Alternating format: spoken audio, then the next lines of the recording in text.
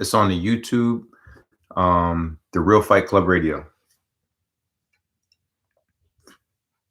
So I'll just go because I got it. So I'll just go to the join and it'll be live. Because I'm gonna send it. I'm gonna send it. Okay. It's live right now. What up? We on here, baby.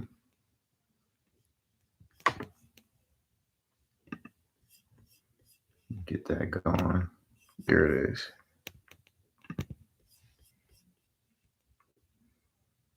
All right, guys, here we go. The Real Fight Club Radio, where we get in the minds of real warriors. Right now, I got my man, Willie Scoop Robinson. Now, Willie Robinson here, he is, or he was an amateur boxer. He trained with Team MVJ, is now training in Delco. He was an undefeated amateur boxer throughout his time amateur boxing. He has a fight lined up coming up we excited about. But what I really want to dig into is the career as a Philadelphia police officer. Come on, man. Introduce yourself. My bad. I was sharing the link. All right, here we go. What's going on? I mean, you introduced me better than I can introduce my damn self. But yeah, currently I am a Philadelphia police officer. I've been a cop for it'll be 6 years this year. It'll be 6 years. I started out with SEPTA Transit Police Department. Now I switched over with the city. I work with the city. Okay. Philadelphia Police Department. I mean, you got multiple hats that you wear. I mean, tell us about this military thing, baby boy. Come on. Yeah, I'm in the National Guard too. I just got back from a deployment. I was gone for about a year. We went to Kuwait, Saudi Arabia, Jordan. We had a bunch of places, but the places I went to Kuwait, Saudi Arabia, and Jordan. It was a hell of an experience. Coming up to the end, so I gotta figure out if I'm going to re-enlist or not. It's tough. It's been getting away the career. Like what, E5, E6 now? I'm at E5. I'm up for my E6, so hopefully I get promoted soon. They messed that all up for me. I ain't even gonna get into all that, but yeah, I mean, I'm thinking about re-enlisting, but I can't find the. What is your job in the military? My job, I'm a wheel vehicle mechanic, which is for all the other for military people that might be watching 91 Bravo. I'm a wheel vehicle mechanic. I work on all the vehicles, the trucks, anything that has wheels, we work on it. So yeah. I mean, were you over and experienced any type of real serious battles over there while you were working? No, absolutely not. Okay. My deployment was a vacation. Okay. It was a vacation. Like, I mean, we went to, when I was in Kuwait, I was with a signal unit over there. So my other MOS, I have another MOS, is 25 Sierra, which is keep going. I'm a log into the Facebook as well. Yeah, it's pretty much SATCOM, where I deal with communications, military satellites and stuff like that. I set up communications and make sure that like the line of communication over there, like through radio, through different units and stuff, make sure all of that is open. And then even regular stuff like internet, phone lines, landlines, all that other stuff. So that was cool. We pretty much set up the equipment over there, and then that was it. You set up the equipment and then you just monitor it. Okay. So we like a couple of our guys, they had like very important missions. Like I think some of them were actually setting up communications for like infantry units and stuff over there, so that way they can communicate with each other. Does it sound like I'm going in and out? Yeah, when you come away from the mic, it comes out. Let me make sure. Okay. It's all good. Gotcha. I'm trying to get this so some of you folks can see it on the Facebook as well. Right. If I can get this thing up correctly. Hold on, let me see. Did it go through? But now you talk to us about your job in the military. Now, what got you into the military? What made you take that route? So when I graduated high school, I was Tag me in that joint. Wait, no. Remember I changed it. Oh yeah. Come on, man. You and this old funny stuff. I don't know if it's gonna show up like that.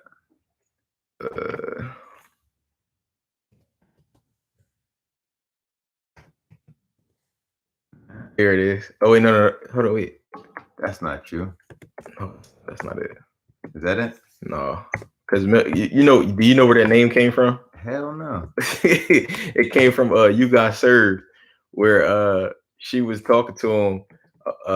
He like put his hands on his sister. No, I can't find it. You might just have to tag it on the bottom. I don't know how. I forget how. I get you. But right. Come on, tell us about how you got into the military. So what made you get in there? When I was in high school, when I graduated high school, I started going to college. I started taking college classes. But I figured, I'm like, man, this is not for me. But it was hell paying for college, because I was, my mom and dad was trying to pay for it, and then I was trying to pay for it. So then I talked to one of the guys I used to work with. I used to work at a car dealership. I was a lot attendant, and one of the guys that I really admired over there, his name is Chris Tomlinson. He was in the Guard, and he had just got out. So he used to talk to me about things all the time. He used to show me things all the time, tell me about his experience in the military. And he told me, he was like, you should join the Guard. The Guard would be perfect for you. And I'm like, I don't know.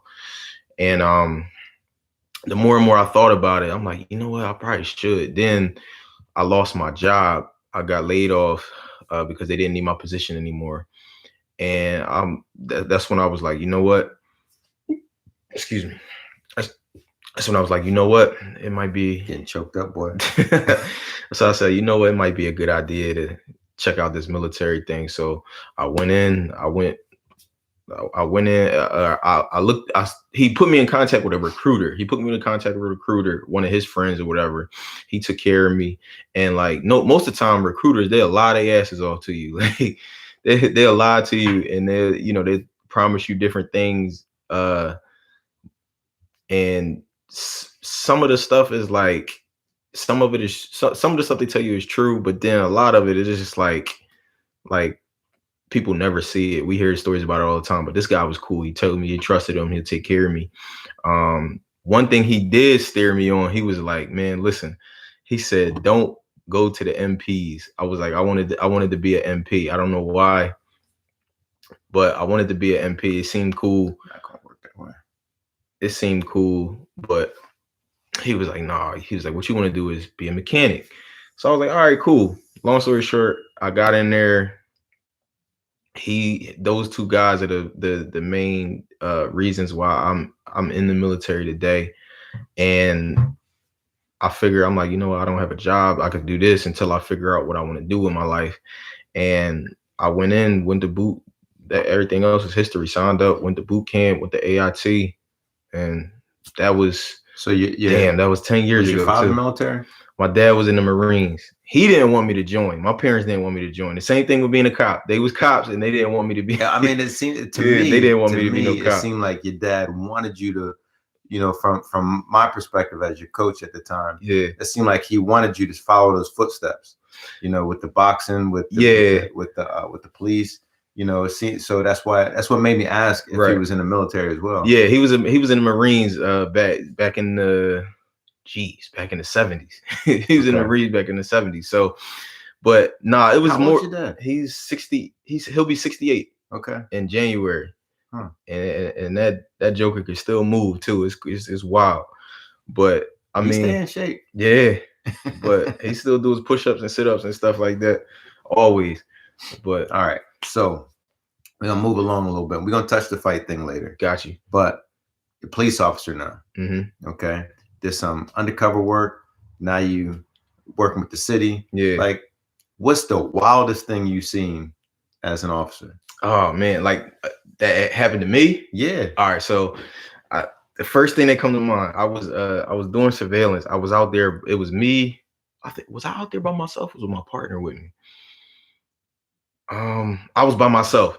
So I was by myself. we were about to hit this spot. We was about to hit the corner at 56 and 56 and Market. So I'm out there doing surveillance by myself. I'm just blending in. Like I'm not doing anything crazy. I'm out there just watching, sitting on the I was on the train platform, sitting on the plane platform, looking down, watching on people. On the L. Yeah, on the L. Okay. So I came down, went past, and sitting right next to them while they were selling drugs. I got on the bus and I took the bus to a couple blocks over because I wanted to get out of there. I wanted to just look like a regular person, get on the bus and get out of there. That was my route out of there. So I'm walking down the street. So I see this dude. He's walking towards me, and it's like one of them small blocks. It was a unit block. So I'm walking on the sidewalk. He gets on the sidewalk. So I'm like, all right, go in the street. He go in the street. I'm like, yo, I'm about to get robbed. So he about to try to rob me. And the crazy part is, like, I'm thinking the whole time I'm like, I don't want to have to shoot this cat. Like, I don't want to have to shoot this cat. I'm not trying to go through all that crap. I'm not trying to go through all this stuff. So he approaches me. He was high out of his mind. He was like, yo, he said, you look familiar. Don't I know you from somewhere? I'm like, nah, bro, you don't know me. I was like, nah, just keep it moving. He was like, nah. He was like, I know you from somewhere. He was like, you look like the boy that shot my mans. So as soon as he said that, I'm like, yo, like, so I slid my hand back and I got my hand on my gun because I'm ready to go. And man, people tell you that, like, you know, people say like, I'm ready for this, and that you ain't never ready for no type of situations like that. And I'm not gonna lie, my stomach was in my ass, like, because I didn't know what was about to happen. So he was like, yeah, you look like the boy that shot my mans. And I'm like, nah, cuz that's not me. I was like, that's not me. I was like, I don't even be around here like that. I'm just going home. So then he was like, you know, he stood there for a minute, and then he got a nerve to tell me, yo, take your hands out your pockets real quick. I said, no. I said, who the hell are you? I was like, what, you a cop? I said, what, you a cop or something? You telling me to take my hands out my pockets? He was like, nah, I just wanted to make sure you ain't had nothing. I'm like, that's none of your concern, bro. Just keep it moving. So then he was like, all right, my bad. I don't think, nah, it's not you. So I was like, all right, go ahead. So I stood there with my back against the wall, watching him walk down the street, make sure he ain't try to come in. I'm looking around to make sure nobody. He was waiting to make sure you ain't pull yours out, so he can get his out. I was making sure it wasn't nobody, and I figured he had a gun on him or something like that, but I wasn't going to do it because I was by myself. First of all, I shouldn't have been out there by myself, and it was just a crazy experience, man. That was by far the craziest experience that I had. Like, I thought I was really getting ready to get into it with gunplay. Have you ever been in a situation where somebody did recognize you and you were undercover? Yeah, that happened a couple times, but it wasn't like that. Well, no, okay. So I wasn't undercover. Like, I wasn't working in like an undercover capacity. I was just working in plain clothes. And then, like, when you go to certain areas, they like to point you out. They like to out you as a cop. Like, oh, yo, excuse me again. That's him. He the cop. He a cop. Remember, he a cop. Yo. Like, and they do all that. Okay. But other than that, like, as far as me, like, I bought drugs on as an undercover, and I sold drugs as an undercover. Like, I did series of buys like that lasted for like a week. Man, the last big job me and my partner did, we did like a couple buys over the course of a week. But nobody ever, like, me and him, like, that was my man. Me and him was a good team. Nobody ever outed us as cops. Nobody ever suspected us of being cops. So, like, it was knucklehead anyway. Yeah, you got that right. All right, so let's get into the boxing now. Yeah. So I met you, it had to be about 10, 12 years ago. Dang, it's been a minute. Yeah. And came to me, he was like, yeah, you know, I'm from Philly. My boy's B.Y. Jennings. I'm trying to box. I heard about this place. Tell me how you got started. All right, so I'm looking at, like, so I trained a little bit as younger because of my pop. My pop and my uncles used to box. They ain't want none of their kids, you know, not to be able to defend themselves. So I always wanted to box amateur. My dad ain't never wanted me to box amateur. So I always wanted to box amateur. I said, I'm like 21, 22. I'm like, you know what? I'm a grown man now. Like, I'm about to do it. Like, I'm about to go ahead and do it. Go in the gym. I'm about to go ahead and do a gym and get it cracking. So I looked up gyms in the Delaware area, And I don't know what drew me to MVJ. I have no clue to what drew me to MVJ. I couldn't even tell you. It was everything happens for a reason. Maybe guys from the unit? Nope. I never heard of. Nobody told me about it. I just looked at it. I just Googled gyms in the area, and MVJ came up. Like I Googled boxing and MMA, and MVJ came up. Okay, it's one of the ones. And like I said, it was a couple of them there. To this day, I do not know what. Couldn't tell you what drew me to MVJ. It must have been God. Like, but so I called, and Professor Dave picked up the phone. It was Professor Dave. He picked up the phone. I talked to him. He's like, "What's up? Like, what you trying to do?" He told me about everything, and I was like, "Yeah." I was like, "I'm trying to get into boxing and do a little bit." He was like, "You got any experience?" I was like, "Yeah. I got a bit. I got experience. Like, I was like, yeah, I'm military, and I trained a little bit with boxing, so I know a little bit of this and that." And then he was like, "All right, come in the gym. We got the 30 days, $30 or whatever." And then I'm like, "All right." So I came to the gym, instantly fell in love. Like, I instantly fell in love. And I did the 30 days for $30. And you remember your first fight? My first sparring? No, my first spar? I'm talking about your first fight. Okay. Yeah. Because I remember my first spar. Well, tell me about that. That was Big Dave. That was Big Dave. Yeah. So I kept begging you. I'm like, yeah, I want to be on the fight team. And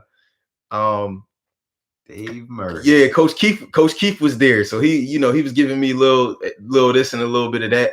So you know how we are. Like, we think we got it. Like, we think especially when you haven't been in the gym in a while, you think you know a little bit of something. You go to a gym, you got a little chip on your shoulder, but I got humble real quick. So I got in there with Big Dave. I'm thinking, like, Big Dave, he's not fast, but his timing is crazy. He has crazy timing, and he's long. So I'm like, you know what? I'm faster than him. I'm like, I could do this. You know what I mean? Like, man, I got in there. Big Dave wore me out. You know why we call him Big Dave? Because he's not that big. Yeah. Why?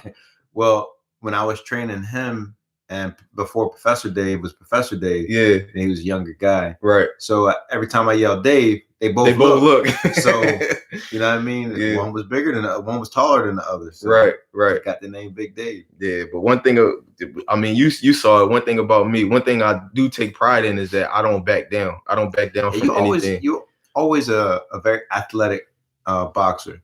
Yeah. And you had a decent jab. Mm-hmm. The stamina was suspect here and there, mm-hmm. but when you picked up, you picked up. Right. And I remember your first fight. Like your first fight, you probably threw everything but the kitchen sink in the first round. I remember. The second round, you still had a little more in you. Third round, I was done. You look like a rag doll. I was done. The third round, I was done. Yeah, you ain't lying. That was it. But yeah, you were always. Always game, always a motivator. You know what I mean? Like when you guys were running, when you guys were training, like you were one of the ones, you weren't one of the ones looking for a way out. You were one of the ones looking for extra. Yeah. Yo, come on, let's go. Come on, let's get this. Let's go one more round. You know what I mean? You was that guy in the gym. Dancing to the music and all that. always missed that type energy. And we had a strong crew. I mean, we did. You and that's when Adonis was like on fire. Mullins, Big Dave. Yep. You had Salim, Zach Kelly. Salim was there. Yep. My son, like everybody was on fire. It wasn't a weak part of the team. Like when you say you're only as strong as your weakest or your newest member, everybody was fire. Yeah. Everybody. Everybody had that killer mindset. Like everybody was just on the fight team was just go. Like it wasn't no backing down from nothing. Indeed. Nothing. So now, how old are you now?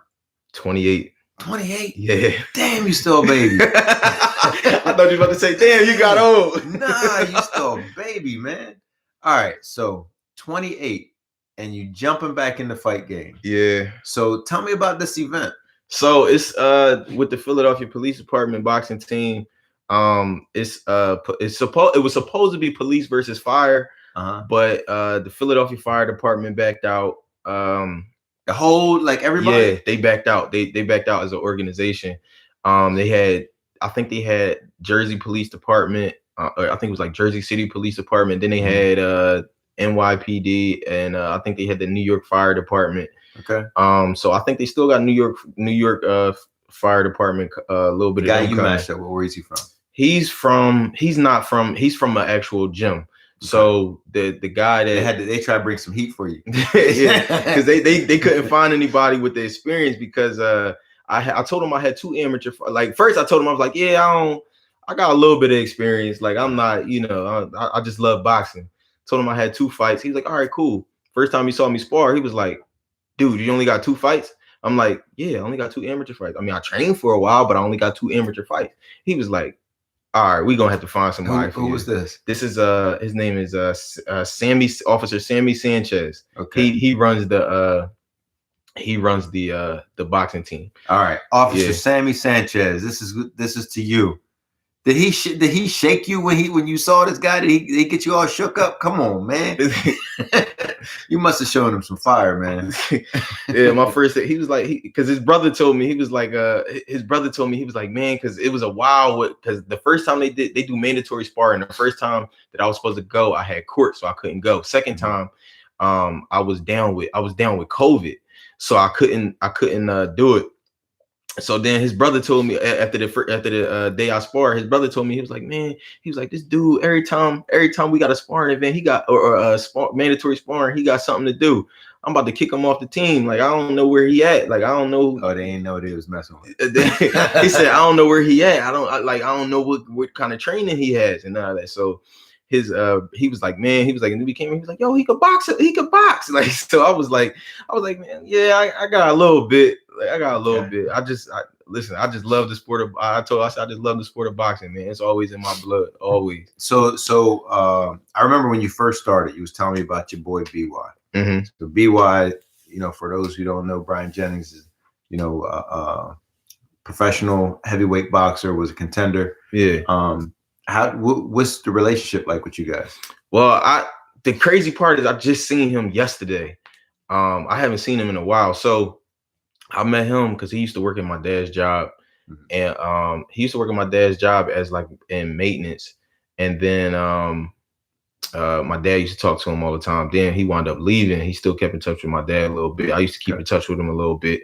So it was like, I mean, we never was like bros, like best friends and all that. But every time we see him, he showed me love. I show him love, and I respected his work ethic. For real. I remember him from the amateurs, man. He was always explosive. Yeah, I respected his work ethic. Like that dude, I don't know if he still does, but that dude used to get up and run 10 miles every day. 10 miles every day. I'm like, yo, you're crazy. Like, you're insane. Like, I consider myself a workhorse, and I'm not running 10 miles every day. Yeah, so speaking of that, like looking at, who inspired you, who kind of coerced you into, that love for boxing. Mm-hmm. When you were at the gym, as you were training, when we looked at you from the time that you started until before you left, we could have seen you going into a pro career. Mm-hmm. Has that ever entered your mind? Always. I always tell my pop, I'm like, Dad, if you would have let me fight when I was a teenager, I will be pro right now. I will be pro. I said, there's no, like, because I go to some pro fights and I see some of the people that are actually fighting. I'm like, Dad, I mean, look at the guys that you sparred with. I don't even know who you spar with now, but I know you got to give them hell. You know what I mean? Because you were giving hell beforehand. Older, more mature now, and smarter. Yeah. So tell me about some of the guys you've been sparring with. Well, I haven't. So I don't think, did I tell you when did I spar Hank Lundy? Nah. So I'm training at Delco Boxing Academy. So Hank Lundy came out. I'm like, yo, this dude look familiar. So then I was like, you Hank? He was like, yeah. He was like, that's me. And then it was him and another pro there that was they was getting work in. And don't tell me you asked for that work. Yeah, I did. So the trainer that was there, he was like, we need another person. He was like, I mean, if you want to get some work in, he was like, you can strap up. And I'm like, all right. Like, I'm never one to back down. I'm like, it's a sparring opportunity. I'm doing it. Like, I'm not backing. I'm not going to say no. I can't. It's impossible for me to say no. So, but the only thing was, I haven't sparred nobody that like actually fights in forever. Uh-huh. So I got in there, man. I long story short, he tuned me up. He tuned me up. Like, I mean, Hank Lundy. He's a world-class fighter, man. Like, but I couldn't back down. Like, that's just not in me. So I mean, so how many rounds did you last? I did 3. I did 3 rounds. So did they tell you to get out, or you was like, no, I'm done? Nah, they did 3 rounds, and I was like, yeah, I'm done. I was like, I'm gassed. I'm gassed. And then the other bull, they had the other bull in there too. But then what's the name? Matter of fact, Shad. It was Shad. He was like, no, shut it down. He's like, I ain't trying to get you hurt. Like before you go to the fight. I'm like, all right. I'm like, all right, man. I'm like, all right. I text him. I'm like, all right, you right. But man, I got in there with him. I'm thinking like it's definitely levels to boxing. You can tell it's definitely levels to it. Like that dude, he was some good work. Hank ain't no joke, man. Yeah, I ain't ashamed to say that. Than you. Yeah, he walks around at like 160 something, I think, something like that. But 150, 160 something. But I mean, I ain't ashamed to say I got tuned up. He gave me work. I ain't ashamed to say it. So your boxing match is coming up in what, 3 weeks, 4 weeks? Yeah, it's May 2nd. It's about 3 weeks, I think. Okay. 3.5 weeks. So how you feel? I feel good. I mean, me and my wife were both sick a couple weeks ago. I thought that was going to throw me all off, but I was surprised that it didn't. And my wind is there. Like I'm not running like I used to because I can't, now because of kids and career and stuff like that. But when I train, like I've been training, I got my wind back. I get out and run when I can. I try to run like at least twice a week. So I'm gonna tell you this. From my perspective, when I fought, I had both my kids and I ain't have nobody helping me. Right. So I single father, 2 kids, dogs, house, school, work, all that. And train and talk. When I got my extra running in, it's after I put them to sleep. You know what I mean? Yeah. So sometimes it hurt me in the morning. Yeah. But I had to make that sacrifice because I'd be damned if I let somebody be on the other side of the ring, which I consider the wrong side of the ring, be in better shape than me. Right. Absolutely. You know what I mean? So you never want to lose in a position where it's because the person was in better shape. Right. They better be better. Yeah. They better be better all the way around. Yeah. So, not playing none of those games. So just try to get that extra in, man. You're right. Always try to get that extra in. That's real. But so is your wife supportive of, you boxing and right now jumping back in there? Yeah. She always she be joking with me. She like, if you get knocked out, then you're not my husband that night. Like, and I'll be like, that's not right. But she's supportive. She's supportive of anything that I want to do. Like that's one thing I love about her. She's supportive of anything that I want to do. She always tell me like, babe, listen, whatever you want to do, I'm behind you. I support you. So that's all you can ask for from your wife or from your significant other. And that's definitely one thing I love about her. If she watching, hey babe, I love you. I sent her the link. I don't know if she watching. But. Now, looking at the boxing, military, police force, we like to get in the mindset. Yeah. Okay. So, I understand the mindset of, a warrior coming into the ring or a warrior having to protect himself and his family. But as a police officer, when you are on the road, whether you're, checking out the corners or the scenes, I'm not sure exactly what your job is, but what goes through your mind through a day-to-day basis on your job? Like, how do you prepare for that? So one thing that I'm not the holiest guy in the world, but I'm very spiritual. So I have a dynamic prayer life. I always pray. That's one thing I do before I go on the street. I always pray. Somebody shout out Vijitsu. Right there. Oh, there, Vijitsu. Okay, Vijitsu. So yeah, one thing I always try to do, I try to pray. I try to stay. My grandmother always told me, baby, be prayerful and be careful. And like, we have fun on the street, but it's like you're always it's like you always on go, like you ready, you ready for something to happen. And the one thing about being a police officer is you can never ever get complacent. And then the crazy part is, it's not being a cop that taught me that. It's MVJ, because with Professor Dave, me and him are real close. So I talk to him all the time. And then I got some training in with him too. So he always tell me, like, man, he like, make sure he always drill it into me. Watch the hands. And my dad does too. So I got a lot of people telling me, yo, watch the hands, watch your back when you're dealing with somebody. Like, and from MVJ, I didn't do I wasn't in Jiu-Jitsu, but one thing, Jiu-Jitsu mindset. Yeah. One thing that was always drilled into me was watch your back. And if you deal with one person, somebody somewhere lurking. And that's one thing that's one thing that I definitely got that's ingrained in me by Jiu-Jitsu.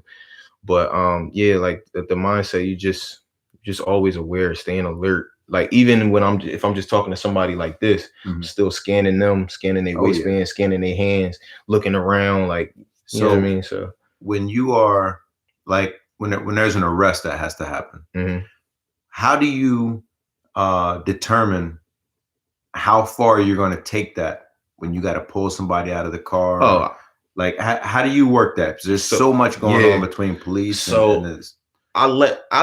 See, I'm the type of person, like, I don't got nothing to prove. I don't have nothing to prove. I know my physical abilities. I know my physical capabilities. I'm not out there to be no hero or none of that. I'm there to do my job and go home. And I also understand the platform that I have as a police officer, especially being a Black police officer in the Black community. But like, one thing about me, going hands-on is a last resort. Like, I don't go out there looking to go hands-on. And unfortunately, you have some cops that do have that mindset. Like, they just, they're ready to go hands-on with somebody. They can't wait to go hands-on. No, me, I'm very cautious and I'm very alert. But one thing about me is going hands-on is a last resort. I let you decide what's going to happen. So one thing I'm very good at talking people into cuffs. I pride myself on that. I'm very good at talking people into cuffs.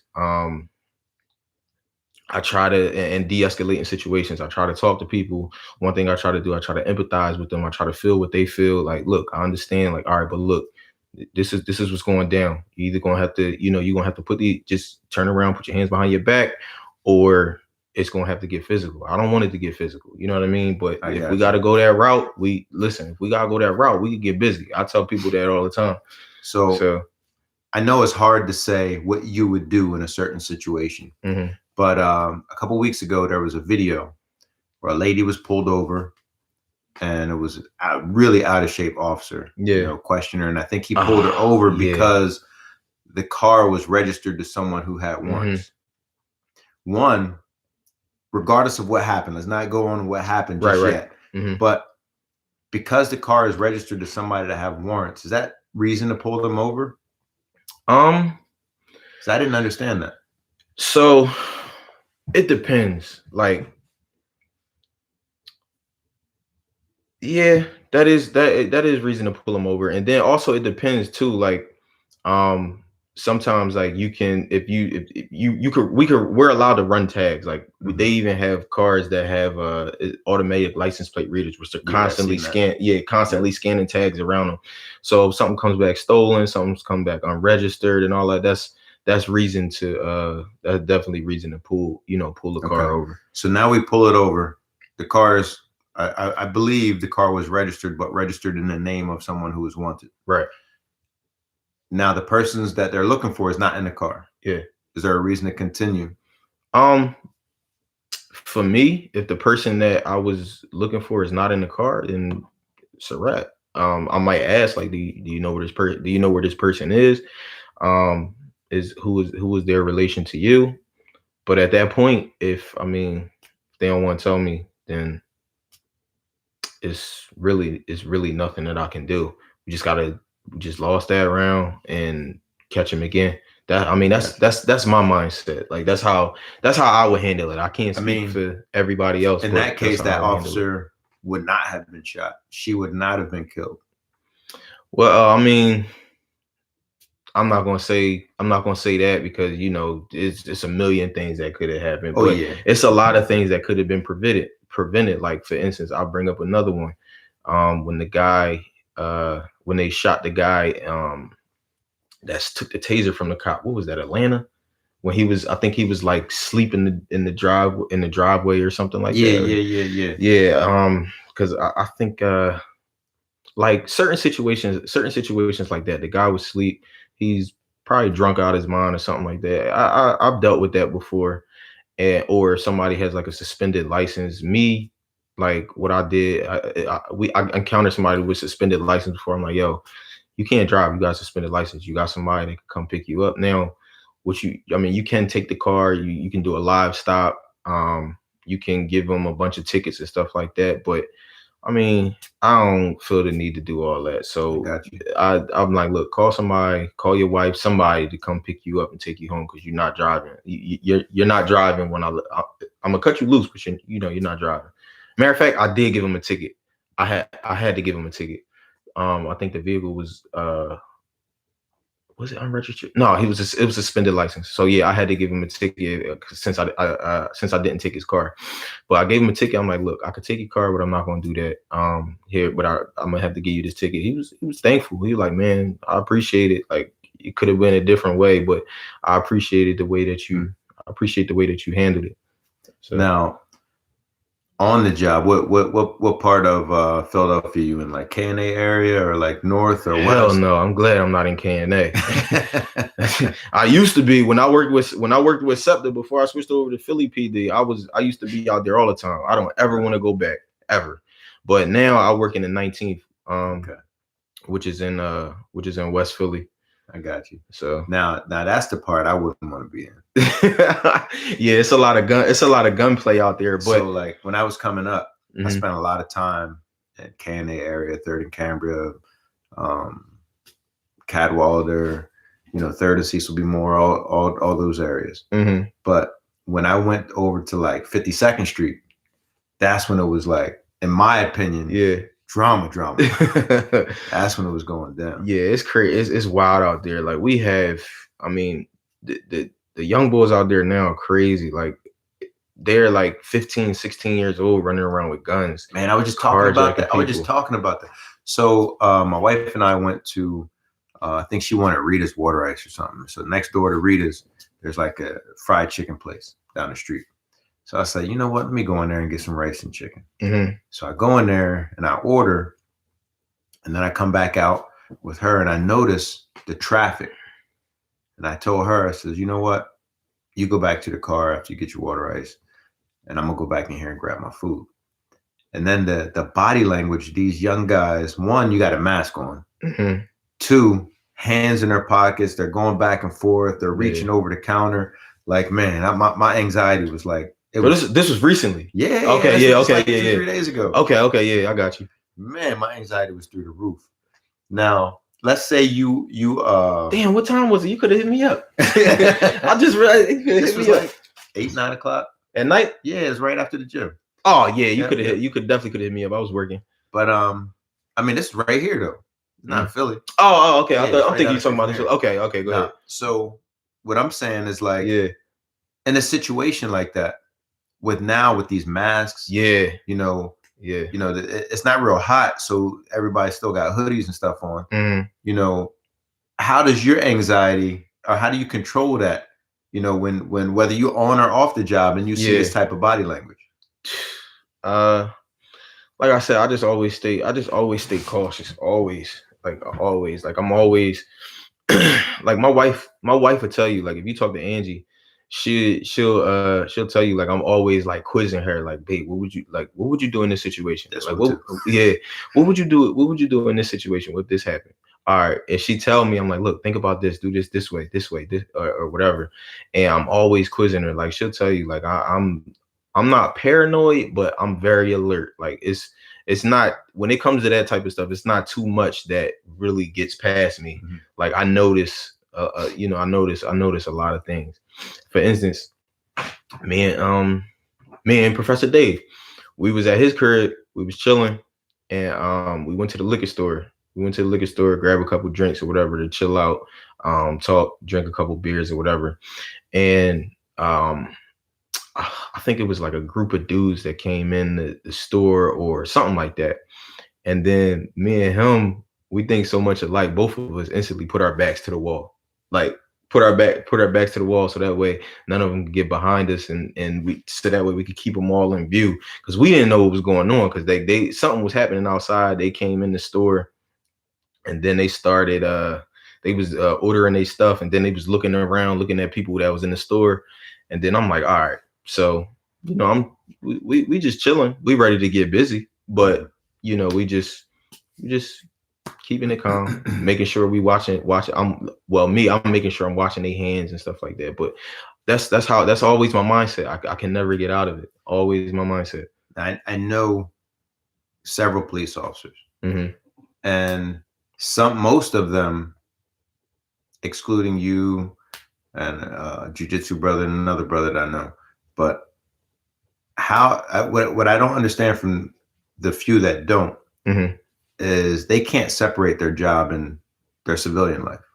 Like, as far as what? Like the way they carry themselves. Oh, when you're on the job, yeah, are the guys that you work with, the ones that you see, your partner, so forth, mm-hmm. like, what do you notice different about any of them versus you when we're on the job?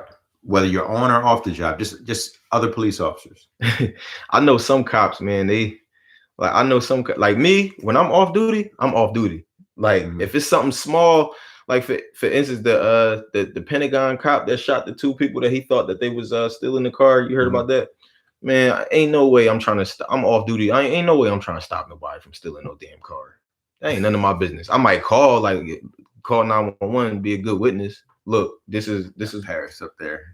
What's up, brother? What's up? I might call, be a good witness, be like, hey, this is going on, this and that. But and then sometimes,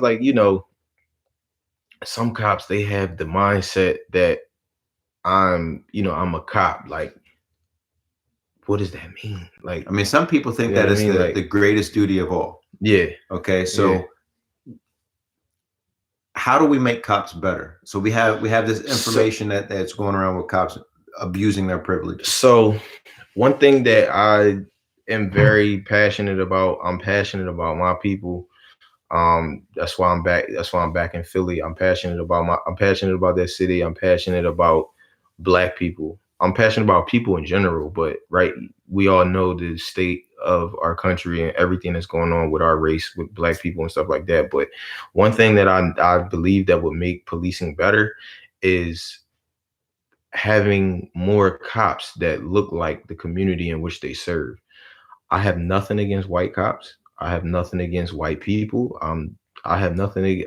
You know me, but one thing that I do know is that, like, when you bring in police officers from different counties and different the suburbs, like areas of the city, cops that have never stepped foot in like a North Philly neighborhood or a West Philly neighborhood. But I thought I thought that was the reason why they had police officers have to move into their.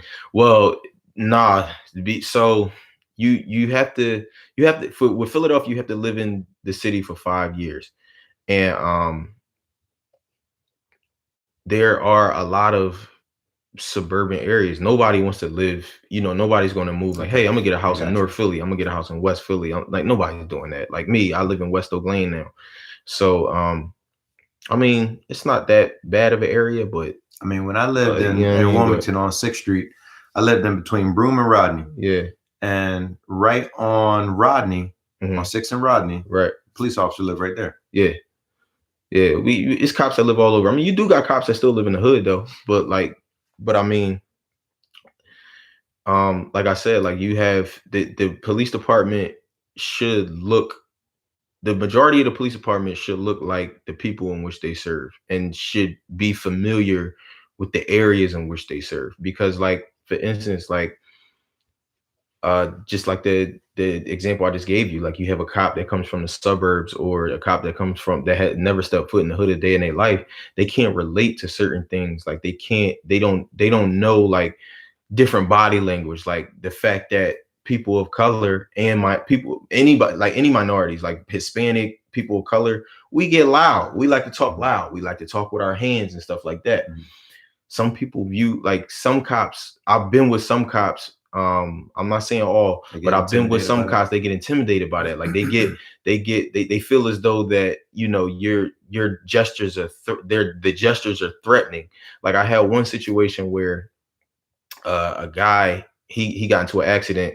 We saw everything. Like this delivery truck made an illegal U-turn, smacked him and his wife, and they were in the car. His wife was hurt.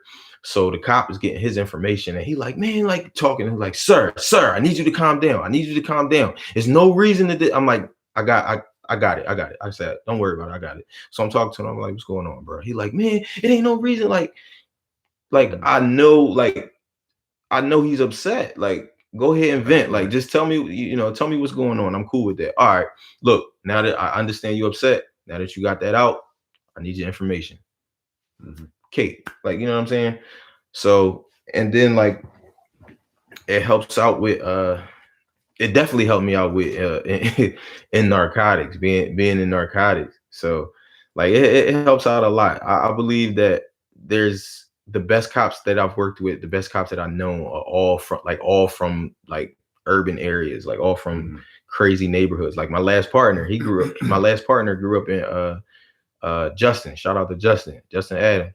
My last partner, he grew up in Strawberry Mansion, one of the worst neighborhoods, one of the roughest neighborhoods in Philly. Probably by far the best cop I ever worked with. I mean, I had a short career, but he's by far the best cop I ever worked with. But like, and even dealing with people, we know how to deal with people, know how to de-escalate. We don't automatically see certain things as threats. And I believe if there were more, like I said, I always say, I believe if there were more cops that look like the community in which they serve, it would be a lot. I believe it would be a lot better. The police department would be a lot better. But it's an excellent point brought up. So now with this, we're talking about, what you feel could better those situations. Now let's take the other perspective where people don't understand how dangerous your job is. And they can tell you, oh, you should have did it this way, or you should have shot him in the leg, or right. What I mean? It's always these ridiculous, you woulda, you coulda, you shoulda. Yeah. Now let's talk about just something as simple as pulling someone over. Yeah. What are the dangers that go through your mind as you're going to pull someone over? One, you don't know who's in that car. I mean, you could run a tag all day, but just because you run a tag, that doesn't mean that person, like when that information comes up, it doesn't mean that's the person that's in the car. Especially if a car has tinted windows, you don't know what's going on. Like, excuse me, for instance, the police involved shooting that happened, a couple days ago in Philly, where they said they were going back up to the car, and the guy just opened fire, got out the car, tried to open fire again, shot the cop in the foot, and they shot and killed him. But like, not the cop, the suspect got killed. But going up to the car, like, one thing about me, first thing I want to see everybody's hands. If I can see your hands, then I'm good. Like, the hands is the delivery instrument. Like, that's what's going to control the weapon. That's what's going to retrieve the weapon, everything. I want to see everybody's hands. If windows is tinted, roll them windows down. My main thing is I want to see everything. And then like the actual approach to the vehicle is pretty much the scariest, because you don't know, like, it's videos of cops where they going up to the car, and while they're walking up there, gun come out the window, pow pow, and then they take off or whatever. So I'm always thinking about that. You know what I do?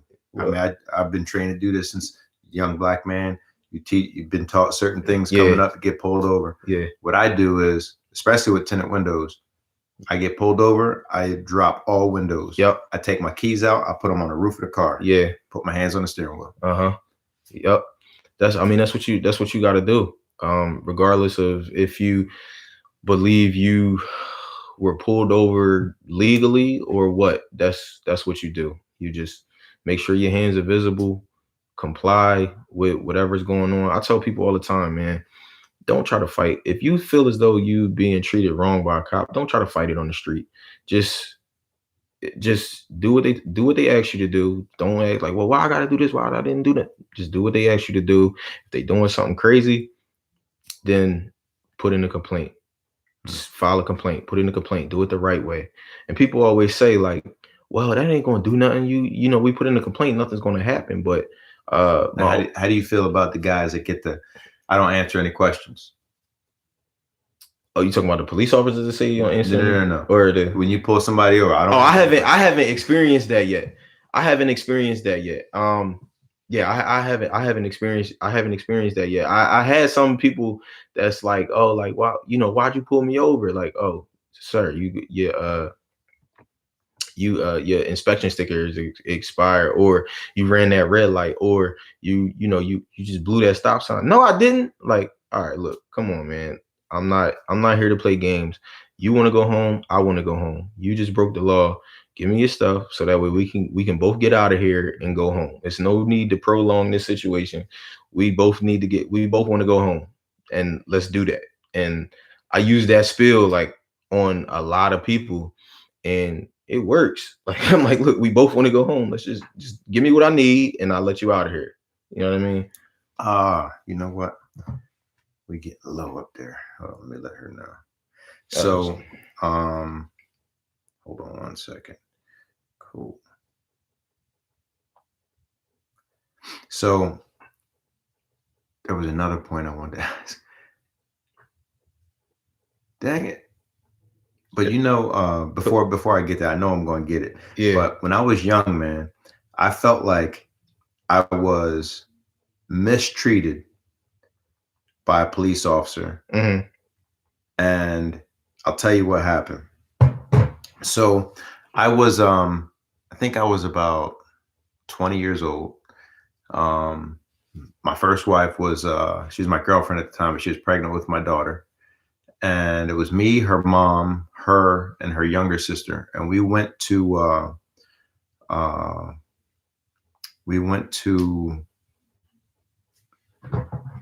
Are we still live on Facebook? Nah, that one ended. Oh, okay. So we went to the movies at Movie 10. Right. And when I was coming out, I threw my keys up in the air playing with her sister, her little sister. Right. And her little sister was frantic trying to get the keys. And a cop pulls up. Uh-huh. And he asked me, he said, can I get your license or register? No, can I get your ID? I looked at him, I was like, what you need my ID for? Mm-hmm. He said, there's a ruckus out here and I want to identify who you are. And I'm like, no, I'm not doing anything wrong. So I said, I'm not giving you my ID. Yeah. I didn't do anything wrong. So I'm walking over to the car. And he says, is this car yours? Let her know I need the charger for this. And it's in the wall over there. So he continues coming over to me, drives over, gets closer and closer. Then he gets out the car. Mm. And then I'm not giving him my ID. I didn't do anything wrong. Right. And he picks me up and throws me on top of the car, grabs his taser, hits me with the taser. Yeah. And pretty much kicks my ass, takes my ID, handcuffs me, throws me in the back of the car. We went through Troop 6, takes me out of Troop 6, and whoops my ass some more while I'm handcuffed. Oh, damn. And is that all? Yes, thanks. No. And how long ago was this? Oh, man, this is 20-some years ago. Okay. So give me 1 second. All right. So come to find out, when my mom comes to pick me up, he had helped her in an accident. And then he wanted to be all nice. So I don't know You can tell me if I was wrong by not giving him my ID. I mean, no, technically you're not wrong, but with the with the climate that we live in today, and like I said, with a lot of police officers who don't come from where we lived and where our families live, Never where we forget come that guy. from. I got his name. I never forget that guy all my life. I'll never forget that dude. Yeah, like it comes a problem where certain things like it comes into play where you sometimes you have to be overly how can I say it, like you have, I guess, overly compliant, or you have to just do what you got to do to do what you got to do so that way you make it home. Do what you got to do so that way they don't see you as a threat. So I mean, like, yeah, like if I'm not going to say that you were wrong. I don't believe that you were wrong, because he said it was a ruckus out here. I want to see your ID. Like, yeah, I'm playing with a little kid, little 9-year-old kid. Yeah, like, but I mean, yeah, like if that situation happened now, I'm pretty sure now as older and seasoned man, like, here, man, like just I mean, to be honest, even now, unless he could tell me why, yeah, but I'll just say, like, you know what? I mean, anybody just coming to me, I don't care who they are. They just like, yo, show me your ID.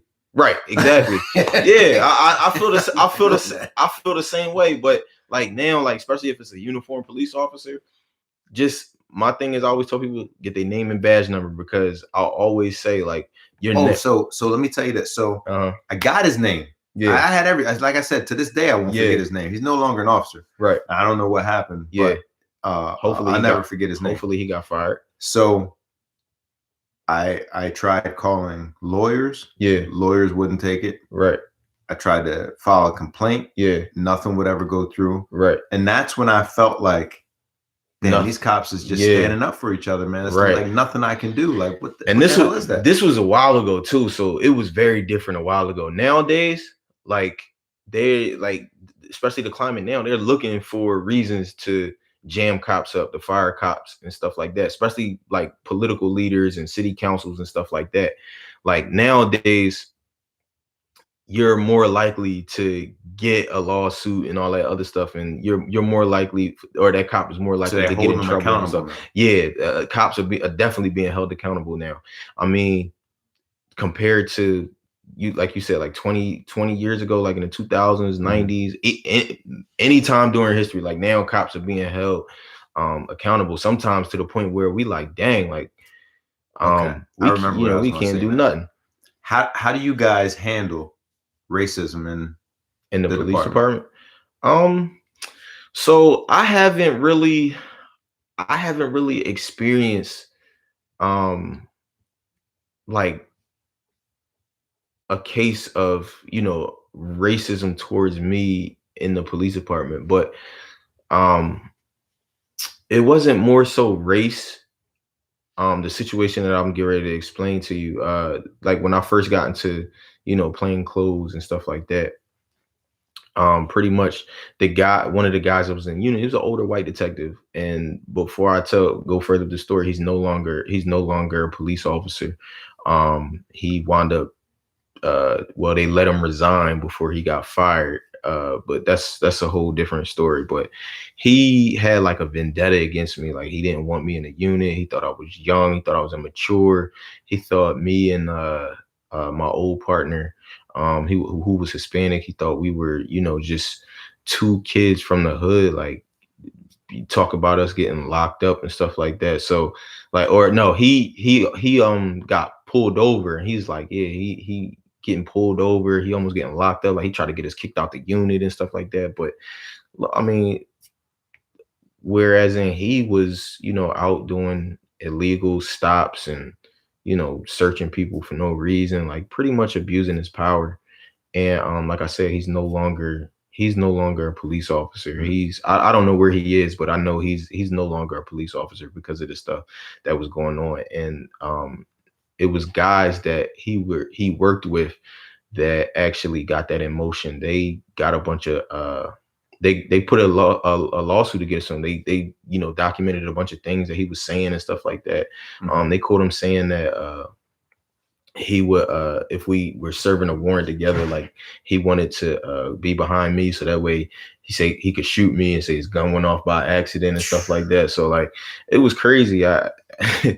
I thought it was funny, like, because I'm like, man, like, you so worried about me, but you out here doing the most, like, you out here abusing people and doing crazy stuff. I don't know how many lawsuits against him and stuff like that. I'm not gonna say his name, but I mean, I'm just glad he's not a cop no more.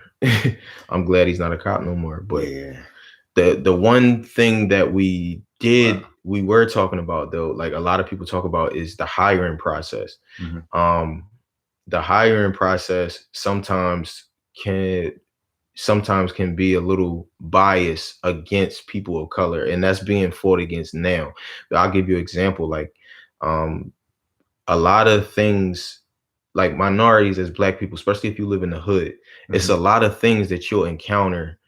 It's a lot of things that you'll go through that won't happen to somebody, out there. And people always say it's like choices, but no, you could be in the wrong place at the wrong time. You grew up in North Philly, West Philly, some of West Oak Lane, like where I live at, or like wherever, South Philly, Southwest, where it's a predominantly minority neighborhood. Mm-hmm. You're prone to have more police contacts. You're prone to have more family members who have been in trouble with the law because of the fact that you live in a minority neighborhood. And a lot of those things were being used against people of color, which it shouldn't be, because of what I just explained. Like if you live like out in Willow Grove, or you live out some places out here in Delaware, like you live, like you're not going to go through the things that somebody who lives in Delaware, you're not going to go through the things if you live in Bear, you're not gonna go through what somebody who lives in Wilmington goes through. And in Philly, if you live in Willow Grove or Northeast, some parts of the Northeast, or Ben Salem, you're not gonna go through what this kid in North Philly went through. Like he could have had a police contact that was complete bullshit. Mm-hmm. You know what I'm saying? So I've had a few of them. Yeah, right. Right. And then like when you in the hiring process, you got to list all of those. Like you got to, if you were ever stopped by police, if you ever remember arrested, all that stuff. Exactly. Like, so it's crazy. I remember ones, I'm 40, I'll be 48 in a couple weeks. I remember ones that happen that stand out. Yeah. I can't tell you the date. Yeah, right. I can't tell you I could probably tell you the time of year, depending on, who else was around or something, but like that's a lot to remember. Yeah. And I remember when Professor Dave was coming up, when he was younger, he I think he recently applied too, but when he was younger, he had applied for police force, and like all the different stuff that he had to go through, man. And you're saying now it's more intense. Yeah. So like because of it's always been that way. Like this has always been a fight. With getting minorities, especially getting minorities in minority neighborhoods to be police officers in the neighborhoods that they come from. You know what I'm saying? So like it's always been that struggle. And it's like as part of that systemic racism that's against people of color, minorities, and all that other stuff. It's all part of that game. So when you're patrolling these neighborhoods, from your point of view, what needs to change in order to make them change? To what, the police officers? No. I'm talking about the neighborhood. Oh, the neighborhood. So the neighborhood, I believe. So, I can talk about different things all day. I see both sides. I'm a Black man, and now I'm a police officer. So, getting into what can change in the neighborhood, like, we need to get, like, right now, we need to get these kids under control, man. These kids need father figures. These kids need mentors. Like, it's wild. And then one thing that needs to be done is, people are calling for accountability from police officers, but there also needs to be accountability from people in the neighborhood. Right is right and wrong is wrong, no matter what side it comes from. You know what I'm saying? So it has to be, I would say it needs to be accountability for, like, for instance, how we are. We can exaggerate. Like, something happens, it gets the whisper down the lane effect. It was somebody got pistol whipped, then it get down like 3 blocks down, the person got shot, which didn't happen. So I use that analogy to say the same thing happens with a lot of these, a lot of these police encounters where something happens, everybody sees something happens. We know the culture and stuff like that. One person be like, yo, the cop, the cop punched him in the face and did this and that, when the cop didn't do that. I seen it happen. The cop, they tried to say the cop punched this dude in the face and all this other stuff. Then they went down the street, went on Instagram and all that stuff. Then a whole false story got published and all that other stuff when it's something that didn't happen. So I would say, like, it needs to be accountability, but then it also needs to be, our community, like our minority communities need help, man. Like they need better schools and they need better resources and stuff like that. So it's a lot. Like I could talk about this all day. It's a lot of things that need what I see. So as I was coming up, I had friends from all different backgrounds. Mm-hmm. So I noticed when after high school, or even in high school, I had white friends who had nice cars, mm-hmm. credit cards, mm-hmm. cash, part-time jobs, so forth and so on, right? Mm-hmm. Now, some of our brothers had part-time jobs. Some of them had nice cars or mm-hmm. cars with systems, but the way that they got them was different. Right. You know what I mean? Mm-hmm. I remember my cousin, he saved up every penny, mm-hmm. saved up like $900 or something like that. Mm-hmm. Got a piece of shit Chrysler. Yeah. And it's the best thing in the world to him. Yeah. You know what I mean? But yeah, then somebody else, same age as him, roll up, gold chain, got nice fast Chevy Nova, mm-hmm. you know what I mean? Or BMW or Mercedes in high school, seen this.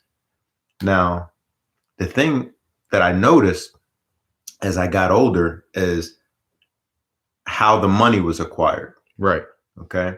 And as I got even older, not just how the money was acquired, but how the money is taught. Mm-hmm. So our people looked at people with money and was like, I want to find a way to get that. Mm-hmm. And the ways that were given to us weren't necessarily the ways that were best for us or our futures. Right. Yeah. But the way that our classmates got those things, where their parents taught them about credit, they taught them about finances, they taught them about things that we didn't get taught at home. And now even with that, like if you want to talk about, I mean it's black and white. Like race is a big issue now. Like if you want to talk about blacks and whites, you got a lot of from history, blacks, like we've been, oppressed and held back so much.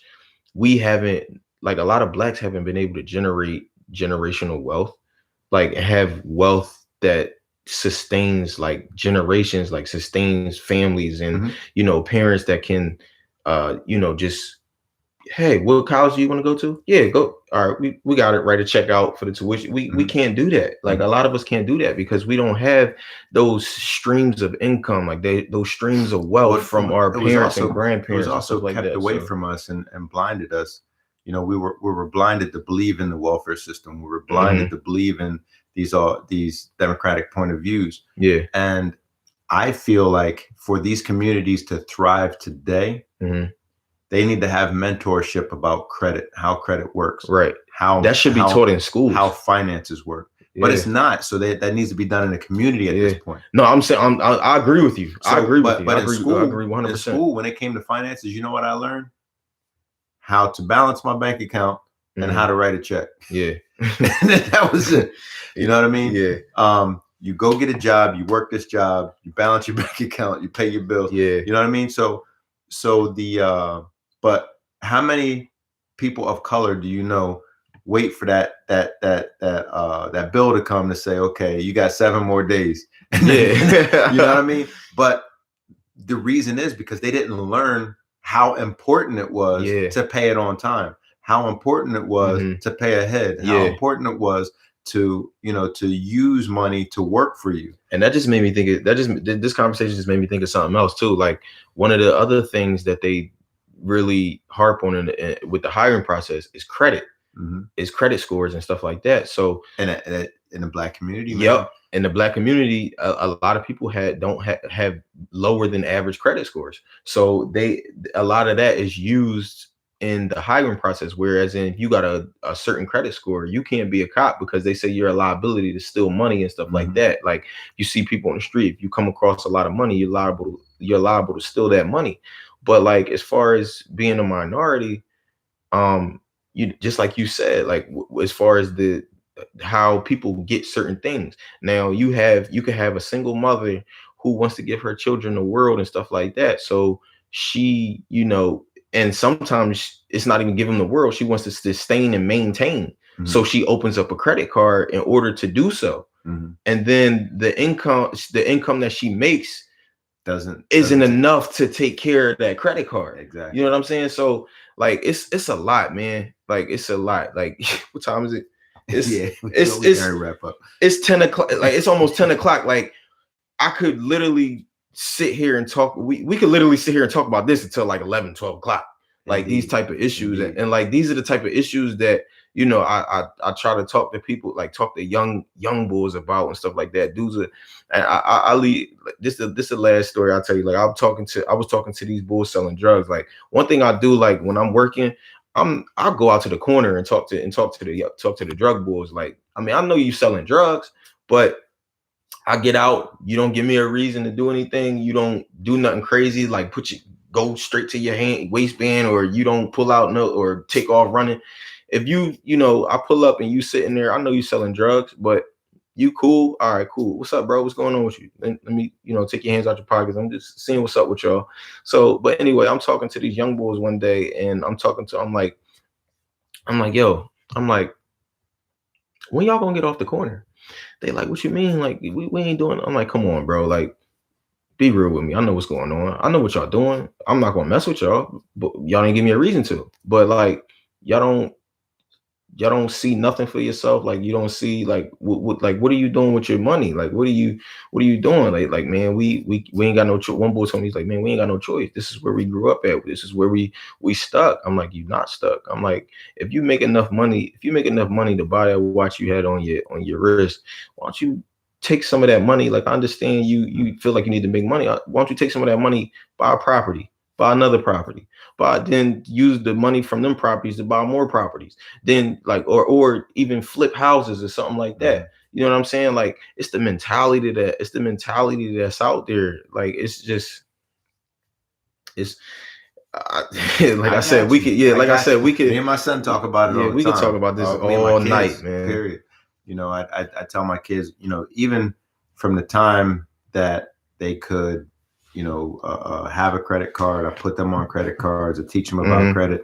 You know, all of them have a high credit score now. Some of them probably higher than me. Yeah. But the goal is to teach them how to, you know, how to live and how money works. My son saved up several $1,000s, and he's like, you know, I want to know how to invest this. And those are the things we're talking about. He got that sitting aside. We're talking about making those decisions. And these are the things, you know, that we weren't, a lot of people weren't taught, right? And it's important for our community. But good brother, we talked about the military. We talked about police force. We talked about fighting, boxing. Before we go, who's your favorite boxer? Muhammad Ali. Tell me why. Muhammad Ali. It's a tie between Muhammad Ali and Floyd. So I love Muhammad Ali for everything that he did outside of the ring. Like, okay, I'll go for first inside the ring. Muhammad Ali was the greatest, man. Like, his footwork, like, and that's one of the things I used to try to emulate. Like, you know, I used to try moving around the way he did. Like, his footwork, man, like his just charisma in the ring, his overall, like his ringmanship, period. Like, it's just a joy to watch. Even today, like watching them old fights, it's just a joy to watch. The way he was strategic with certain things, like what he did with George Foreman, like that. He was just, the guy was the greatest. Like, I can't. And then Floyd, a lot of people don't like Floyd. I know you don't like Floyd like that, but I don't like I don't like cocky fighters. Yeah. Now I know Muhammad Ali had that about him, Mhm. but he was also a great humanitarian. Yes. And I don't see that in Floyd. Yeah. And Floyd could do better things, bigger things with Right, the position that he's in. I agree. Now, I agree. do respect his work ethic. There's Right. one thing that Mhm. you always hear him say, show me somebody that works harder than me. Yeah. And then another thing he always say, everybody want to be a champion, but nobody want to put the work in. Right. He always say that. But like, yeah, like as far as outside the ring and stuff, I'm right there with you. But like as far as in the ring, like the way he trains, the way he like how he's on point and his defense and all of that other stuff, like a lot of people don't appreciate the fact that he doesn't get hit like that. A lot of people don't appreciate the fact that he moves and I love it. Like as a boxer, it's like I appreciate he's definitely it. a boxer, man. I like fighters. Yeah, I know, I know. But like, yeah, man, Floyd, man, this is just what's up, bro? But nah, Floyd is just like inside the ring. I love watching him. I love watching him. It's a joy to watch. Like everything he does in the ring is just like A1. Like, and nobody's cracked the code yet. So like, you know what I mean? He's what, 40 now? Yeah. He ain't gonna see him in the ring again. Not serious anyway. He Yeah, might play around. Absolutely not. But who's your favorite today? Today? Active boxer. I'm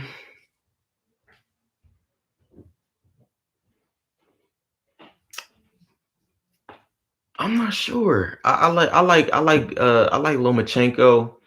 One fighter I used to love, Gabe Rosado. He hasn't fought in a while, but I loved Gabe. Gabe, North Philly, man. Yeah, I love Gabe Rosado, man. Like I try to hit up Gabe to get Gabe on here, man. He ain't answered me yet. Shoot, hit him up again. Like that'll be a banging podcast. I'll definitely be tuned in for that. But yeah, Gabe, man, like the reason I loved Gabe Rosado is because he didn't back down from nobody, and that's the same mentality that I have. Like he didn't back down, he didn't care. Like the fight that he fought against Golovkin that got stopped because of the cut. Mm-hmm. Man, he was in there. He was working with Triple G. He was in there working with Triple G. I think he won his last fight. I didn't see his last fight. He got robbed, man. He got robbed. I didn't see his last fight. I did hear he got robbed though. But yeah, Gabe Rosado was one of my favorite. I mean, he's not fighting them, but one of my favorite modern fighters because of his mentality and because of the fact that he fights whoever. It don't matter. He don't pick his fights. You put him in front of him, he gonna fight him. That's I respect that, and I love that mentality. I love it. Yeah. So the all the training that you've been through. Mm-hmm. All the work that you have, all the experience that you have, even though you don't have a lot of fights. Mm-hmm. Tell me how this fight May 2nd is going to go. Oh man, I'm looking to run through somebody. There's only one person lined up. I'm looking to run through somebody. Like I'm not that cocky person that say I'm gonna do this and this. I mean, I definitely plan on winning, but listen, I'm gonna get in there. I'm gonna do my thing, man. I can't wait. I can't wait to be back in the ring. It's been I think our last fight was the Ring Wars fight. I think that was like 2014. Hey, your coach live across the street. 2013, 2014. Who? Chad. Rashad live across the street? Yeah. I didn't know that. Yeah. I didn't know that. Like directly across the street. No. Oh, in another neighborhood. Okay, yeah. Yeah, I didn't know. Right behind the shopping center. Okay, yeah. But yeah, definitely when I get in the ring on May 2nd, it's going down. It's gonna be fire. It's gonna be fireworks. And then I'm better than like what you mentioned earlier. I know how to pace myself now. I know how to take my time. I don't get as excited. So I'm looking to take this the maturity that I have and then the experience that I've gained. Like I haven't been training a lot, but it's like riding a bike. Once you get back in the ring, everything comes back. And the sparring sessions I've been having, I've been very happy with them. So I can't wait. I'm definitely looking to get a victory. I'm gonna try to get a knockout. All right, my man. I'm trying to get a knockout. All right, you heard it here first. All right, good brother. So we're gonna get up off here. Anything you want to say to your folks? If you guys have any questions, here's your time to ask them now. Anything you want to say to anybody? Shout out to your wife. I know you want. She waiting to hear that. I shouted her out already, but anyway, my baby Angie. I don't know if she's watching, but hey, I love you. But shit, I'll probably see her tomorrow. We gonna dump the kids off with their grandparents and try to go out to eat, spend some time together. But Cool. everybody, man, like Shad, shout out to Shad, working with me now, taking care of me in the gym. My parents. Oh, did you watch Dr. Asha yesterday?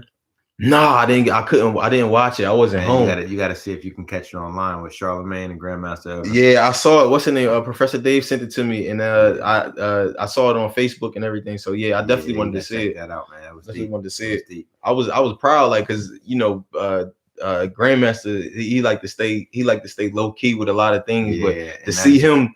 To see bright light, to see him in a bright light like that, I'm like, yes, like yes, I love it. I loved it.